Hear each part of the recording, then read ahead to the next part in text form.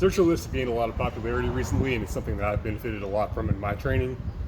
So I wanted to make a really complete guide on not only how to do all the different variations, but how to use them.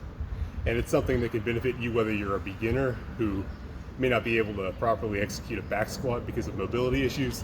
Not that you should use that as a crutch at the back squat. You gotta work on your mobility, you gotta back squat. But in the meantime, a lot of people I found can learn the Zercher squat more easily and start implementing that before they can do their back squats right. You might also benefit if you're an advanced or an intermediate lifter whose progress on the back squat and deadlift have stalled and you need some variation. You're definitely going to benefit from this if you're a longer limb lifter like me. This may actually end up being your heaviest squat variation just because of your limb lengths. And finally, if you want to be a strongman or anybody that's just functionally able to use the weight, the strength that you get in the gym for real world objects or anything like that, it's absolutely the strongman's weight squat. So I'm going to get into all the variations, and of course we'll start with the basic Zercher lift. Now with pretty much any Zercher style lift, I recommend that it starts from the ground. I mean, that's really the essence of Zercher. It's kind of like an odd object lift in real life. Just like imagine picking up a big stone, you're going to deadlift it up, rebrace it on your knees, grip on it somehow, and then lift it up. I don't know if you can see in the background, I'll try to show it at the end. There's a big water filtration system that my neighbor has. He says it weighs about 300 pounds. When I helped him lift that, brace to the knees, re-grip. Anyway, so I think all Zercher variations should probably start from the floor. So obviously a prerequisite for any kind of Zercher lifting is going to be that you be able to do a good deadlift. Okay? Now, I recommend that you just use a regular conventional stance unless your conventional stance is really narrow. Just get a regular conventional stance, I think. Just like normal. I see a lot of people do kind of a hybrid deadlift. They'll do this number and then brace it on their knees and then go in for the Zercher, like so. I would kind of advise against that unless that's your natural stance, unless you are one of the hybrid deadlifters that this is your most efficient deadlift. I would recommend just going with a conventional if you're a good conventional deadlifter. Obviously you can't really do it with a sumo, but I think the hybrid stance really gets you in a wider position and it's probably optimal for Zerchers. I don't think you necessarily need to be that wide in the foot position. And also, it's not really that inefficient once you've deadlifted it up. You know, you're not losing a whole lot of energy to just widen your stance a little bit as you bring it back down. Now, another point on that, instead of, you'll see people also try to just immediately, as soon as you clear the knees, just jump it over in position. I think that's actually less efficient. You're a little bit less stable. You can waste a lot of energy. It's not really that much energy lost just to go ahead and complete the lift or get pretty close. Get a little higher than you need to be, but you're in a more stable position, and then you can lower down and also widen up a little bit.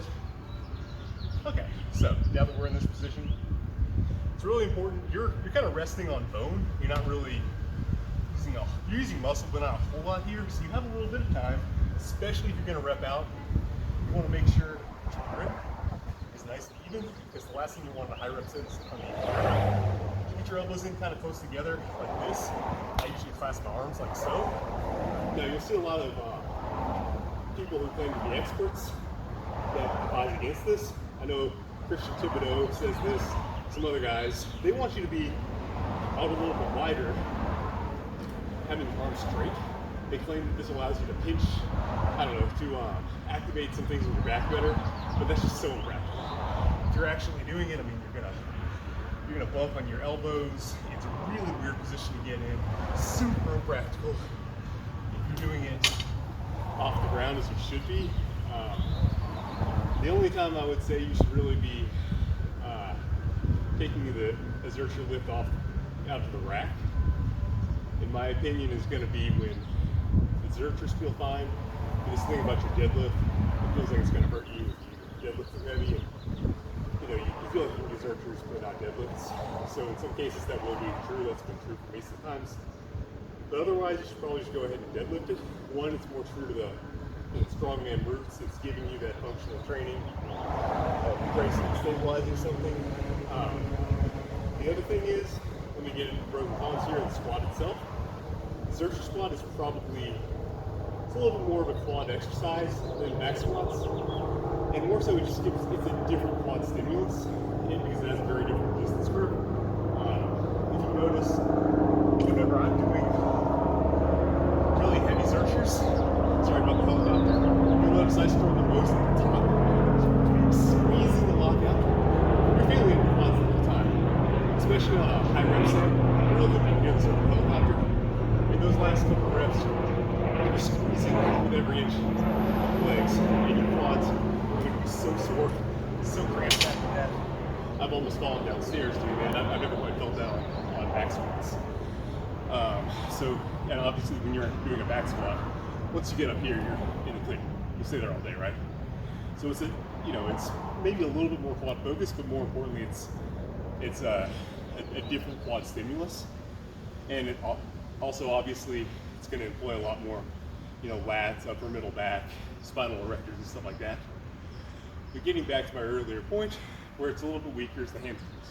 The back squat is actually a more complete squat, a more complete leg exercise in my opinion, although the Zercher squat is a more complete total body exercise in my opinion. But anyway, since it's a little bit deficient in hamstrings, you might as well get that pre-exhaust with a deadlift, get a little bit of hamstring action in to start the lift off anyway. And also, it just teaches you to do the Zercher squat in the kind of in the spirit of the lift, in kind of appreciate the uniqueness of the lift, do it as it's intended. It's not really meant to be, I think, a squat like the back squat where you're trying to keep an upright neutral position and just go up and down like so. You can do it like that. I do it like that occasionally, but I don't think that's really the true spirit of it. And you're also not trying to go ass to grass usually. You can, as you see, but I don't think that's really optimal. I mean, you look at the roots of the squat, it's like a stone lift. So you're basically coming to this portion where you can, brace and re-grip. And then if you're not necessarily coming straight up. You might, like what I found to be most efficient, is to shoot my hips up a little bit first. I lead with my hips. That's wrong in a back squat, but it's really most efficient in a Zercher squat. And just like with an odd object, you're not necessarily going to want to lift it up over your legs and then go back down to an ass to grass position. Okay? You're definitely going to want to do that on a front squat, because the front squat's coming from an Olympic lifting perspective. That's what you want to do if you're trying to jump under a bar to get as low as possible in a clean, but not necessarily in a strongman context. So, you can do it you can do a Zercher like that, but my question would be, would a front squat actually be a better exercise here? And there may be some reasons why it wouldn't be, and in that case, do, upright ass to grass Zerchers. But I think getting the full benefits and the full uniqueness of the movement, it's going to be better to do it like I do it, a little bit more back involvement, and more strongman style. And I mean, I've probably pushed this lift farther in training than just about anybody, and I've personally benefited, grown from it more than probably just about anybody. So, for what it's worth, that's my opinion. Okay, so that's the basic squat, the basic Zercher, full Zercher lift, and then the Zercher squat. Now I like to rep out on Zercher squats. I take it off the ground for the first rep and then just rep out on the squats. Another thing you can do is just rep out on the full lift each time. That's awesome for, I would say it'd be great if you're in jiu-jitsu, judo, wrestling, something like that. I think it's awesome bike conditioning. It will knock the wind out of you, and for a sport like that, where you have to be able to fight in a constricted position and really kind of work without wind, that's awesome training. That's probably going to be a really good choice for you. And if you're a fighter, definitely consider repping out on Zerchers from the floor. But from more of a general strength perspective, wind's going to be an issue for you. You may not get the maximum muscle activation there because you're just going to get so winded so quickly. So probably for more general purpose, I recommend just doing one lift off the floor and then doing reps from there. Another unique thing about the Zercher squat is compared to a back squat, you can't really rest. You have to just bang out the reps. You can, there's nowhere, like at the top, you're not resting, you're working really hard. You can kind of rest on bone at the bottom, but I mean, you're basically doing a pause squat at that point. Yeah, you're resting, but you're just making the next rep harder on you. So it's kind of a trade-off. You can get away with like maybe 2-3 reps like that in a set. So maybe you do a set of 20, which I highly recommend. You know, you may take some pauses here and there to get a little bit of rest, but just understand when you do that, you're doing a pause squat and the next rep is going to be more, you know, muscularly difficult. It's going to be harder on your back and everything else. So there's really, compared to a back squat set, which you can do breathing style, you know, 1,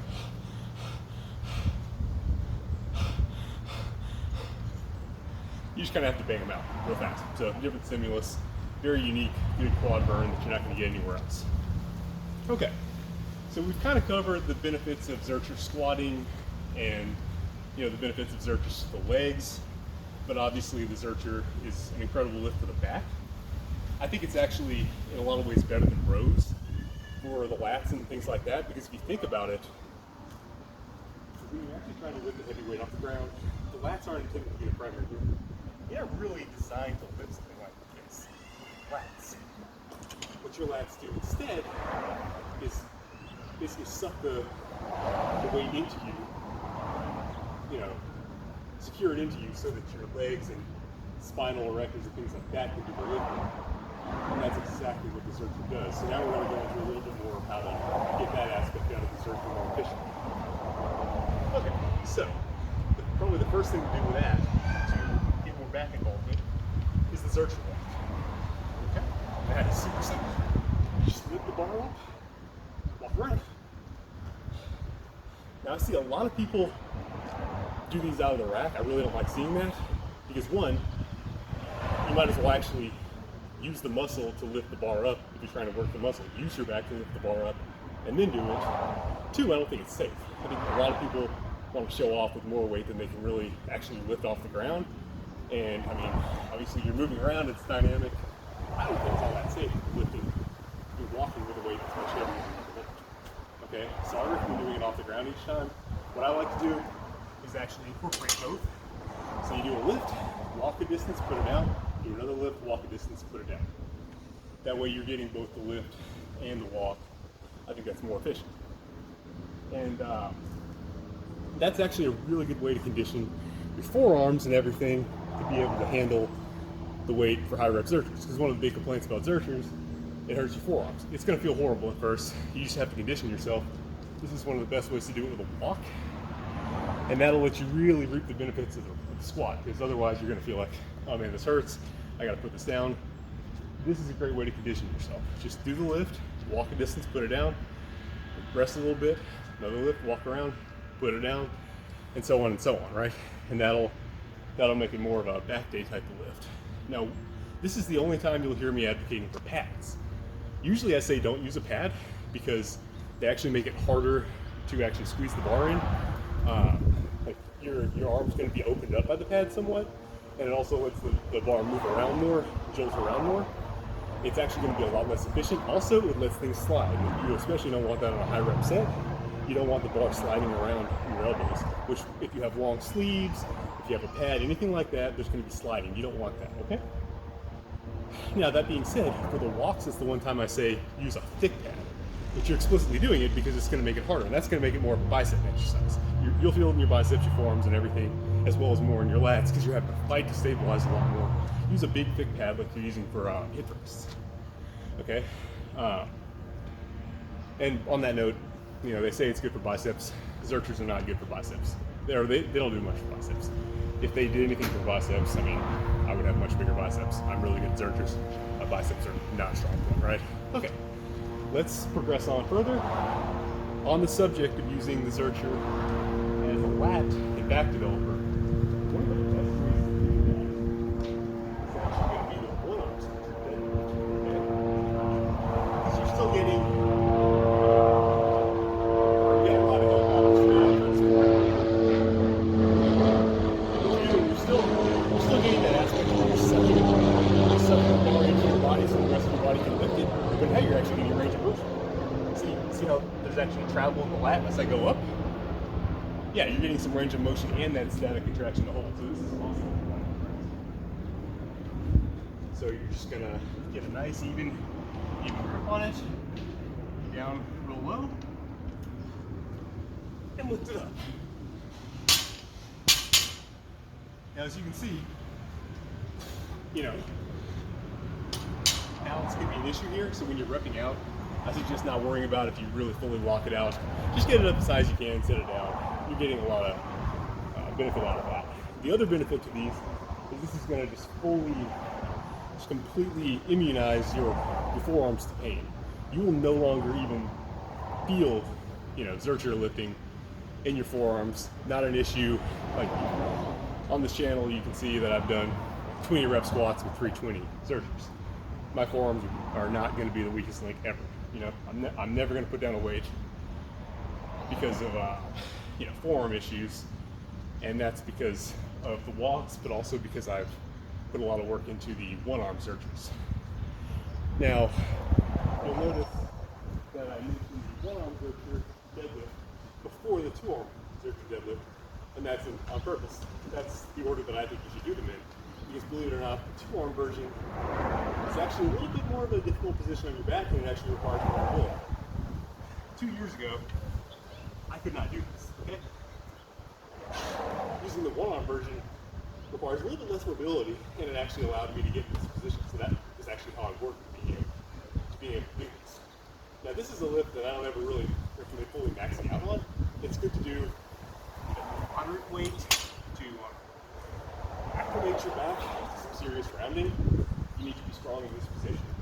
We can sit around and over for functional reasons. I mean, life might put you in this position, so you want to train in this position, do some strength, but I don't recommend actually fully maxing.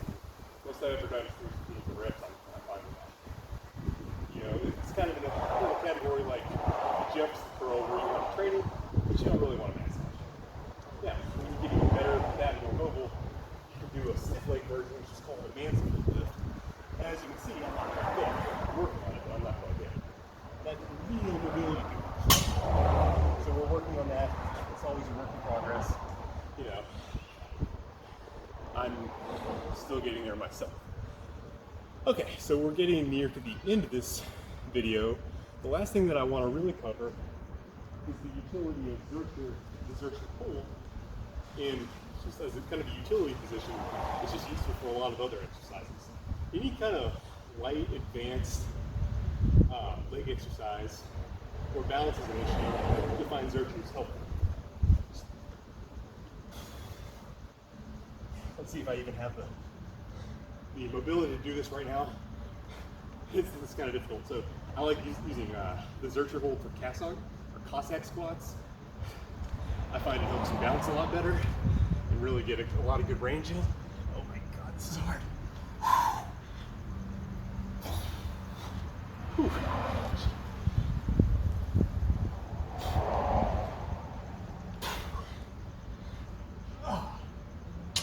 Yeah, there's no way I can do that with a bar on my back. I can barely even do that without a bar at all. The weight in front of me in a Zercher position really helps me to do that. If you wanted to do like weighted pistols, it'd be a good time to do that. I like doing Ben Patrick's ass to grass split squats in the Zercher position. It's a little bit easier on balance there. But to get to where you can really do that, you're probably going to want to get pretty good at the Zercher squat in general. Okay, thanks for watching this far. I hope you implement the Zercher. Good luck in your training.